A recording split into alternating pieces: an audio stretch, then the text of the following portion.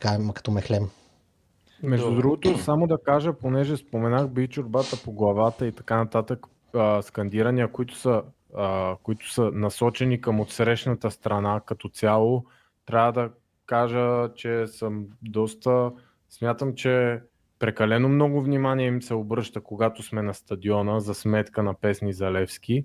И това е голям минус, който според мен в един момент, както се подведохме по играта им в събота, така се подведохме и по начина, по който те по техните скандирания и започнахме много да пеем против тях, което не е в което просто не е начинът, по който аз си представям публиката на Левски.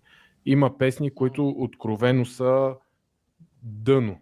Като тази Литекс София се казва, това аз не мога да повярвам как това продължава да се пее на матч. Наистина не мога да повярвам.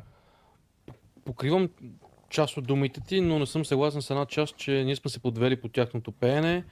Единствено нещо, с което аз бих похвалил тая кейска измет срещу нас е, че те влизат на стадиона, радио мълчание до първия съдийски сигнал, единствено се включат, когато излизат техните футболисти. Под никаква форма не търсят конфронтация с нас. Ние си им пеем песнички само за тях, нищо за Левски. Само за тях им пеем ние 30-40 минути, докато още загряваме и се пълни сектора. И с първия съдийски сигнал, като ревнат, аз ви казвам, че нашите фенове не ги чувам. Това е пореден матч, в който по-малко фенове на противника отбор ни надпяват.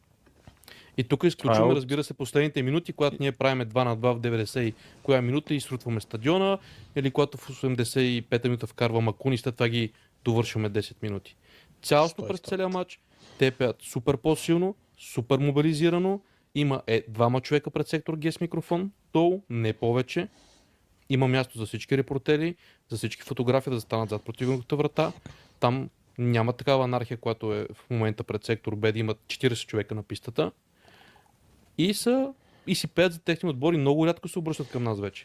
Те си пеят 90 минути за техния отбор и пеят динамични песни. А ние си пеем най-бавните песни в този матч. С скандирания. Повтаряйте след мен. На този матч ще повтаряме след някой. То трябва да е мазаляк 90 минути. По телевизията наистина се чуваше само техните песни.